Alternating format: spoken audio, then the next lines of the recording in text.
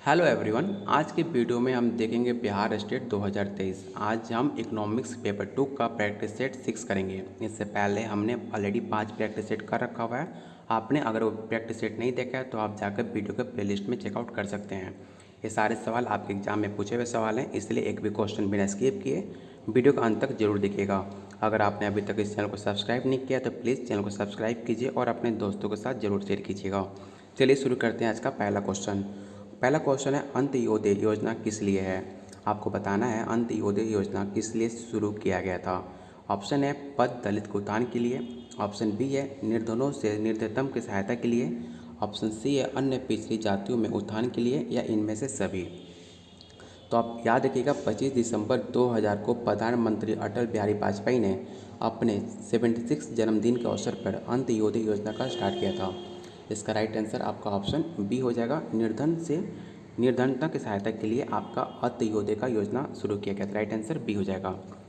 Question third कह रहा है, निम्नलिखित में कौन सा एक उपाय कृषि वस्तु संबंधी आर्थिक नीति के अंतर्गत आता है? ऑप्शन है सिंचाई सुविधाओं में वृद्धि, ऑप्शन बी है न्यूनतम समर्थन मूल्य, ऑप्शन सी है बीजों को अधिक उपज वाली किस्म को अपनाना, ऑप्शन डी है सार्वजनिक वितरण प्रणाली को और मजबूत करना।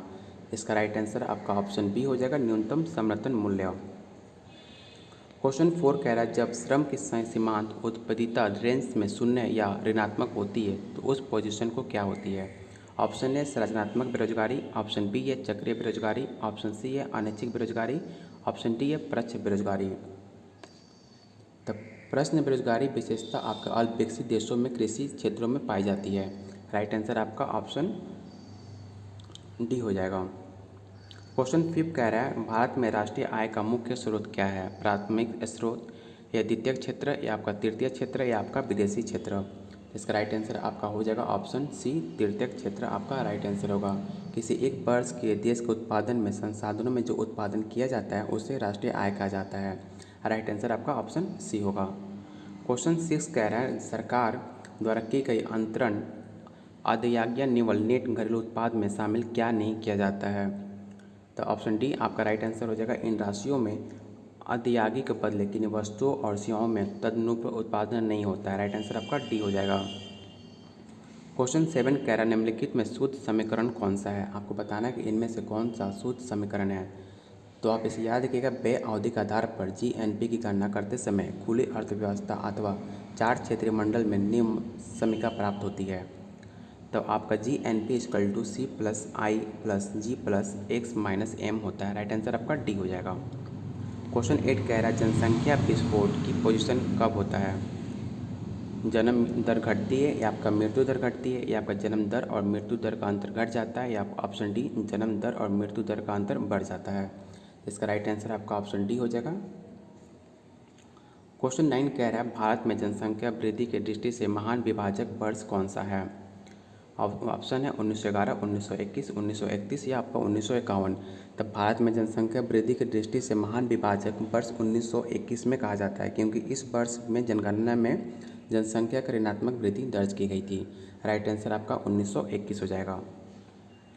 क्वेश्चन 10 कह रहा है, प्लानिंग एंड द पुअर नामक पुस्तक के लेखक कौन माने जाते हैं? तो आप इसे याद रखिएगा, प्लानिंग एंड द पुअर नामक पुस्तक की रचना B.S. मिन्हास ने करी थी। राइट आंसर आपका ऑप्शन ए हो जाएगा। क्वेश्चन 11 कह रहा है, यदि किसी समुदाय में औसत बचत दर 18%, पूंजी उत्पाद अनुपात 4% तथा जनसंख्या में वृद्धि दर 1.5% वार्षिक हो तो समुदाय की प्रति व्यक्ति समृद्धि दर क्या होगी? ऑप्शन देखते हैं। ऑप्शन आपका कह रहा है 6%, या आपका 4.5%, या आपका 3.5%, या आपका 3%। तो आप इसे याद रखिएगा, समवर्ती दर इक्वल टू होता है बचत की दर बाई वर्तमान पूंजी उत्पाद अनुपात। तो आपका 18/4 से अगर आप डिवाइड कर कीजिएगा तो इसका आंसर आएगा 4.5। 4.5 को आप 1.5 से जब डिवाइड करोगे तो इसका राइट आंसर आपका 3% हो जाएगा। Option D is your right answer. Nelson ने निम्न स्तर संतुलन ट्रैप के सिद्धांत में 3 समीकरण प्रस्तुत किए हैं, उसमें से कौन सा नहीं है? तो आप इसे याद रखिएगा, पूर्ण रोजगार का समीकरण आपका नेल्सन द्वारा नहीं दिया गया था। राइट आंसर आपका ऑप्शन डी हो जाएगा। क्वेश्चन 13 कह रहा है, जब व्यक्तिगत उत्पादन इकाइयाँ एक योजना बनाती हैं तो उसे संबंधित उद्योग समूह राज्य सरकार तथा अंतिम रूप से केंद्रीय सरकार को भेज देती है, तो उस प्रक्रिया को किस नाम से जाना जाता है? तो उस नाम को नीचे नीचे से नियोजन के रूप में हम जानते हैं। राइट आंसर बी हो जाएगा। क्वेश्चन 14 कह रहा है अर्थशास्त्र के विकास केंद्रित परिभाषा किसके द्वारा प्रतिपादित की गई थी? तो आप सैमुअल्स का द्वारा राइट आंसर हो जाएगा सैमुअल्स। Option B is your right answer होगा। स्थिर विनिमय दर घरेलू डैश को प्रभावित करती है। तो स्थिर विनिमय दर घरेलू कीमत, आय और ब्याज की दर को काफ़ी ज़्यादा प्रभावित करती है, क्योंकि मांग की स्थिरता के कारण ऐसा होता है कि बाजार में तेजी के कारण व्यापारी को भी अधिक लाभ होता है। इसलिए इसका राइट आंसर आपका ऑप्शन डी हो जाएगा, उपयुक्त में से सभी। क्वेश्चन 16 कह रहा है निम्नलिखित में कौन इसमें विकल्प विहीन है? आयात कोटा या प्रशुल्क या उत्पाद कर या आपका अवमूल्यन? तो आपका उत्पाद कर आप इनमें से सबसे डिफरेंट है। राइट आंसर आपका ऑप्शन सी हो जाएगा। क्वेश्चन 17 कह रहा है सामुदायिक तटस्थ वक्र परिचालन परिचय कराता है। आपको बताना है सामुदायिक तटस्थ क्या परिचय कराता है? तो देश की रुचि एवं मांग की प्राथमिकता से इंट्रोड्यूस कराता है। राइट आंसर आपका ऑप्शन बी हो जाएगा। क्वेश्चन 18 कह रहा है लिवोनस्टीव विरोधाभास क्या किससे संबंध रखता है? तुलनात्मक लागत सिद्धांत से या टकसली समता सिद्धांत से या क्रय शक्ति समान सिद्धांत से या आपका हेक्सर ओलिन सिद्धांत से? इसका राइट आंसर आपका ऑप्शन डी हो जाएगा, हेक्सर ओलिन सिद्धांत से। क्वेश्चन 19 कह रहा है अंतर्राष्ट्रीय व्यापार के आधुनिक सिद्धांत का श्रेय किसको जाता है? तो आप याद रखिएगा बी ओलिन का नाम आता है अंतर्राष्ट्रीय व्यापार का आधुनिक सिद्धांत इसके द्वारा दिया गया था, ऑप्शन ए। क्वेश्चन 20 कह रहा है एडम स्मिथ ने प्रतिपादित स्वतंत्र व्यापार का केंद्र मुख्य बिंदु कहाँ पर था? राजकीय नियंत्रण में कमी या मांग एवं पूर्ति की शक्ति या आपका ऑप्शन सी या विदेशी सहयोग या आपका ऑप्शन डी श्रम विभाजन? इसका राइट आंसर आपका ऑप्शन डी हो जाएगा, श्रम विभाजन। क्वेश्चन 21 कह रहा है NABARD का प्रमुख कार्य क्या है? आपको बताना है NABARD का प्रमुख कार्य क्या होता है। तो नाबार्ड का आपका ग्रामीण क्षेत्र के विकास के लिए व्यापारिक बैंकों तथा क्षेत्रीय ग्रामीण बैंकों में ऋण प्रदान करता है। तो राइट आंसर आपका ऑप्शन सी हो जाएगा। ये क्वेश्चन काफ़ी इंपॉर्टेंट है आपके एग्जाम के पॉइंट ऑफ व्यू से। क्वेश्चन 22 कह रहा है कुल निक्षेप का वो भाग जो वाणिज्यिक बैंक द्वारा केंद्रीय बैंक के पास नकद कोष के रूप में रखा जाता है उसे हम क्या कहते हैं? रेपो दर या वैधानिक तरलता अनुपात या बैंक दर या आपका नकद कोष अनुपात? तो आप इसे याद रखिएगा, उसे हम नकद कोष अनुपात के नाम से जानते हैं। राइट आंसर डी हो जाएगा। क्वेश्चन 23 कह रहा है केंद्र सरकार के लिए भारतीय रिजर्व बैंक के निवल साख में वृद्धि क्या दर्शाता है? ऑप्शन ए मौद्रिकृत घाटा, ऑप्शन बी है राजकोषीय घाटा, ऑप्शन सी है राजस्व घाटा, ऑप्शन डी बजट घाटा। तो घाटे की वो राशि जिसकी वित्तीय व्यवस्था नोट निर्गम के द्वारा हो उसे मौद्रीकरण कहते हैं। राइट आंसर आपका ऑप्शन ए हो जाएगा। क्वेश्चन 24 कह रहा है भारत में निकट वर्षों में मुद्रास्फीति का प्रमुख प्रकार निम्न रूप से क्या पाया गया है? तो आप याद रखिएगा मांग वन्यस्फीति आपका राइट आंसर हो जाएगा, ऑप्शन ए। क्वेश्चन 25 कह रहा है प्रत्याशा की लोच निम्नलिखित में किसकी माप है? ऑप्शन है वंचित वृद्धि का या ऑप्शन बी है प्रत्याशित निर्यात वृद्धि कर, ऑप्शन सी है प्रत्याशित बेरोजगारी दर या ऑप्शन डी प्रत्याशित मुद्रास्फीति दर। इसका राइट आंसर आपका ऑप्शन डी हो जाएगा। क्वेश्चन 26 कह रहा है यदि फिशर के मुद्रा परिमाण सिद्धांत में सभी चरों को मान दोगुना कर दिया जाए तब कीमत की स्तर क्या होगी? आधा या दोगुना या आपका अपरिवर्तित या इनमें से कोई नहीं? तो राइट आंसर आपका हो जाएगा दोगुना हो जाएगा। राइट आंसर आपका बी होगा। सर्वप्रथम मुद्रा परिमाण का सिद्धांत व्याख्या फिशर द्वारा की गई थी, ये भी आप जरूर याद रखिएगा। वर्तमान भारत में मुद्रा से क्या तात्पर्य है? सिक्के या सिक्के के कागज़ या आपके मांग जमाएं या इनमें से सभी? तो इनमें से सभी आपके राइट आंसर हो जाएंगे, ऑप्शन डी। क्वेश्चन 28 कह रहा है ग्रेसम के नियम व्याख्या करता है कि बुरी मुद्रा अच्छी मुद्रा को चलन से बाहर कर देती है। ऑप्शन है ऑप्शन 1 कह रहा है ये भारतीय अर्थव्यवस्था में काले धन के चलने का विश्लेषण करता है, तो सामान्यतः हवाला मार्ग से कर्म स्वर्गों में जमा हो जाता है। ये कथन आपका सही है। ऑप्शन बी कह रहा है चीनी मुद्रा युआन ने विदेशी विनिमय बाजार में US डॉलर को प्रबल रूप से प्रतापित किया है। राइट आंसर आपका डी हो जाएगा, क्योंकि 1 और 2 दोनों आपका सही कथन है। क्वेश्चन 29 कह रहा है करापात क्या होता है? आपको बताना है करापात क्या होता है। तो करापात एक ऐसी पोजीशन होती है जब कर का अंतिम भार जिस व्यक्ति पर पड़े तो वो करापात कहलाता है। राइट आंसर आपका ऑप्शन ए हो जाएगा। क्वेश्चन 30 कह रहा है जब करदाता द्वारा कर आर्थिक बोझ अन्य व्यक्ति पर डाल दिया जाता है तो उसे हम क्या कहते हैं?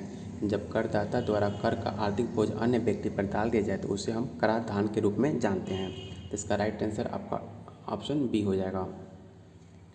क्वेश्चन 31 कह रहा है करारोपण तथा सार्वजनिक व्यय आपातकालीन पोजीशन में जब बढ़ाया जाता है तो उसके बाद भी स्थिति सामान्य होने पे भी बढ़ ही रहती है। तो ये मत किसका है?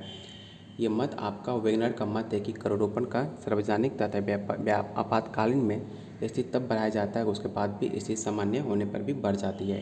राइट आंसर आपका ऑप्शन बी हो जाएगा।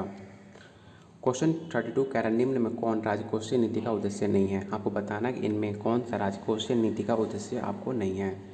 तब आप इसे याद रखिएगा, वित्तीय संस्थाओं का निगमन आपका राइट आंसर हो जाएगा ऑप्शन डी। क्वेश्चन 33 कह रहा है किसी वस्तु को पूर्ति से बोध कब होता है? तो समय की प्रति इकाई के मूल्य विशेष विक्रय हेतु प्रस्तुत वस्तु की मात्रा आपका राइट आंसर होगा। क्वेश्चन 34 कह रहा है निम्न में कौन फिंडले सिराज के सार्वजनिक व्यय के नियमों के अंतर्गत नहीं आता है? ऑप्शन ए है मितव्ययिता का नियम, ऑप्शन बी लाभ का नियम, ऑप्शन सी सामान्यों का नियम, ऑप्शन डी अधिकाय का नियम। तो इसका राइट आंसर आपका ऑप्शन सी हो जाएगा, सामान्यों का नियम आपके अंतर्गत नहीं आता है। राइट आंसर सी होगा। क्वेश्चन 35 कह रहा है व्यापार चक्र का अंतिम निवेश सिद्धांत किसने दिया था? तो आप इसे याद रखिएगा, हेयक द्वारा आपका व्यापार चक्र अति निवेश सिद्धांत हेयक द्वारा दिया गया है। राइट आंसर बी हो जाएगा। क्वेश्चन 36 कह रहा है निम्नलिखित में कौन सा कथन आपका सत्य है? तो आपका MPC plus MPS equal to 1 आपका कथन बिल्कुल सही है। राइट आंसर आपका ऑप्शन सी हो जाएगा। क्वेश्चन 37 कह रहा है त्वरण की अवधारणा किस अर्थशास्त्री द्वारा योगदान है? ऑप्शन है J. एम्किंस या J. बी. क्लार्क या आपके J. आर. हिक्स या आपके A. मार्शल। तो आप याद रखिएगा, त्वरण सिद्धांत नाम अर्थशास्त्री में पहली बार 1917 में J. एम. क्लार्क द्वारा प्रयोग किया था। तो राइट आंसर आपका ऑप्शन बी हो जाएगा। क्वेश्चन 38 कह रहा है किन्स के रोजगार के सिद्धांत में मंदी से अर्थव्यवस्था को उबारने का अंतिम उपाय क्या सुझाव दिया था? उपभोग मांग या निवेश मांग या सरकारी व्यय या इनमें से सभी। तो किन्स ने रोजगार मंदी की अर्थव्यवस्था को उबारने का अंतिम उपाय सरकारी व्यय दिया था। तो राइट आंसर आपका ऑप्शन सी हो जाएगा। क्वेश्चन 39 कह रहा है किन्स का सिद्धांत मुद्रा मूल्य किस पर आधारित है? मुद्रा की पूर्ति पर या आय रोजगार एवं निवेश पर या आप उपयुक्त में से दोनों पर या इनमें से कोई नहीं। तो आप याद रखिएगा, उपयुक्त में से दोनों आपका राइट आंसर हो जाएगा ऑप्शन सी। क्वेश्चन 40 कह रहा है ब्याज का प्रतिष्ठ सिद्धांत शामिल क्या करता है? केवल वास्तविक कारकों को या केवल मौद्रिक कारकों को या वास्तविक एवं मौद्रिक दोनों कारकों को या इनमें से कोई नहीं। तो केवल वास्तविक कारकों को आपका ब्याज का प्रतिष्ठित सिद्धांत शामिल करता है। राइट आंसर ए होगा। क्वेश्चन 41 कह रहा है लाभ पारितोषिक क्या होता है? भौतिक श्रम या आपका मानसिक श्रम का या पूंजी का या आपका अनिश्चितता वहन करने का। तो याद रखिएगा, प्रोफेसर नाइट के अनुसार लाभ अनिश्चितता के कारण उत्पन्न जोखिम को वहन करने में प्रतिफल कहलाता है। राइट आंसर आपका ऑप्शन डी हो जाएगा। क्वेश्चन 41 कह रहा है लगान के प्रतिष्ठित सिद्धांत के अनुसार भूमि, इसका राइट आंसर आपका ऑप्शन डी हो जाएगा। क्वेश्चन 43 कह रहा है भूमि ही उत्पादन का एकमात्र साधन है जिसकी पूर्ति पूर्णतः बेरोजगार होती हैं। राइट आंसर सी होगा। क्वेश्चन 44 कह रहा है उत्पादन के एक साधन के सीमांत उत्पादन और सीमांत आय उत्पादन के मामले में कोई विसंगति नहीं होती है यदि AR=AMR हो तो राइट आंसर ए हो जाएगा। क्वेश्चन 45 कह रहा है लाभ का लगान सिद्धांत का प्रतिपादन किसने किया था? आपको बताना है लाभ का लगान सिद्धांत किसके द्वारा प्रतिपादन किया गया था। तो आप वाकर का नाम जरूर याद रखिएगा। राइट आंसर आपका ए हो जाएगा। क्वेश्चन 46 कह रहा है एकाधिकारी के AR वक्र का क्या स्वरूप है? आपको बताना है कि एकाधिकारी का AR का इसमें कौन सा वक्र उससे मैच करता है। तो इसका राइट आंसर आपका ए हो जाएगा, उत्पाद प्लस मूल्य। राइट आंसर ए होगा। क्वेश्चन 47 कह रहा है उत्पाद विभेदीकरण किसकी एक विशेषता है? एकाधिकारी प्रतिस्पर्धा का या एकाधिकार या द्विअधिकार या आपका अल्प अधिकार। इसका राइट आंसर आपका ऑप्शन ए हो जाएगा, एकाधिकारी। क्वेश्चन 48 कह रहा है यदि दीर्घकाल में मित्य व्ययताएँ ब्राह्मण अमित व्यक्तियों में से अधिक हो तो पूर्ण प्रतियोगिता उद्योग का पूर्ति होकर क्या होगा? पूर्णतः लोचादार होगा या पूर्णतः बेलोचदार होगा या ऋणात्मक ढाल पर होगा या ऋणात्मक ढाल का। तो इसका राइट आंसर आपका ऑप्शन सी हो जाएगा। क्वेश्चन 49 कह रहा है दीर्घकालीन समय की अवस्था में सभी पूर्ण प्रतियोगी फर्में केवल सामान्य लाभ प्राप्त कर सकती हैं। राइट आंसर आपका ए होगा। क्वेश्चन 50 कह रहा है सीमांत आय शून्य होगी यदि मांग आपका लोच हो। तो मांग आपका एक के बराबर हो तो आपकी सामान्य आय शून्य हो जाती है। राइट आंसर बी हो जाएगा। बाजार की कीमत अल्पकालीन संतुलन कीमत होती है। राइट आंसर ए होगा। क्वेश्चन 52 कह रहा है आयताकार अति परलोय रेक्टेंगुलर हाइपरबोला आकार का वक्र क्या होता है? तो आप इसे याद रखिएगा, AFC होगा, राइट आंसर ए हो जाएगा। क्वेश्चन 53 कह रहा है वो बिंदु जहाँ फर्म अपनी परिवर्तनशील लागतें पूरा कर पाती हैं उसे हम क्या कहते हैं? वो बिंदु जहाँ फर्म अपनी परिवर्तनशील लागत पूरा कर पाती हैं उत्पादन बंद होने के बिंदु कहलाता है। इसे तालाबंदी बिंदु भी कहते हैं। राइट आंसर आपका ऑप्शन बी हो जाएगा। क्वेश्चन 54 कह रहा है तटस्थ वक्र विश्लेषण में वस्तु x और y के विभिन्न संयोगों से क्या संबंध होता है? तो आप इसे याद रखिएगा, वस्तु x बढ़ेगी तभी y घटेगी। राइट आंसर आपका ए हो जाएगा। क्वेश्चन 55 कह रहा है उपभोक्ता व्यवहार सिद्धांत में निश्चितता के दशाओं के अंतर्गत चयन के साथ निम्नलिखित में किसका ताल्लुक सबसे ज़्यादा है? तो इसका राइट आंसर आपका ऑप्शन सी हो जाएगा। 1 और 3 आपका राइट आंसर हो जाएगा। क्वेश्चन 56 कह रहा है घटिया वस्तु के लिए आय मांग की लोच क्या होती है? धनात्मक या शून्य या ऋणात्मक या आपका अनंत? तो ऋणात्मक होती है। राइट आंसर आपका ऑप्शन सी हो जाएगा। क्वेश्चन 57 कह रहा है यह मांग को निर्धारित करने वाला तत्व नहीं है। तो राइट आंसर आपका ऑप्शन सी हो जाएगा, वस्तु की लागत। राइट आंसर सी होगा। अगला क्वेश्चन कह रहा है 58 आंशिक संतुलन दृष्टिकोण को किसे कहते हैं? तो आप इसे याद रखिएगा, आंशिक संतुलन तकनीक को वर्तमान रूप से प्रस्तुत करने का श्रेय अल्फ्रेड मार्शल को जाता है। किसी एक वस्तु के बराबर का विश्लेषण करने का अहम आंशिक संतुलन तकनीक को प्रस्तुत करते हैं। राइट आंसर आपका ऑप्शन बी हो जाएगा।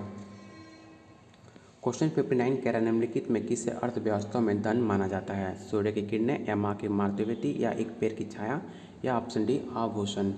तो इसका राइट आंसर आपका आभूषण हो जाएगा। अर्थव्यवस्था की बात कर रहा है। राइट आंसर डी हो जाएगा। आप इमोशन होगा माँ की। राइट आंसर मत कर देना, ऑप्शन बी। क्वेश्चन 60 कह रहा है एक मांग वक्र पर चलने को क्या कहते हैं? आज का लास्ट क्वेश्चन रहेगा। मांग में वृद्धि या कमी कहते हैं, मांग के स्थिर मानते हैं या मांग के विस्तार या संकुचन कहते हैं या इनमें से कोई नहीं? इसका राइट आंसर आपका ऑप्शन सी हो जाएगा, मांग में विस्तार या संकुचन कहते हैं। अगर वीडियो पसंद आया हो, मेरी मेहनत आपको पसंद आई हो तो प्लीज़ वीडियो को लाइक कीजिए और अपने दोस्तों के साथ जो आपके इकोनॉमिक्स की तैयारी कर रहे हैं उनके साथ वीडियो शेयर कीजिए। और जितना ज़्यादा आप इससे वीडियो शेयर करोगे उतना ज़्यादा हम इसे प्रैक्टिस सेट लाएंगे और आपको कोशिश कर रहे हैं कि आपको टॉपिक वाइज भी प्रैक्टिस सेट कराया जाए। चलिए बहुत जल्द मिलते हैं एक अगले टॉपिक पर।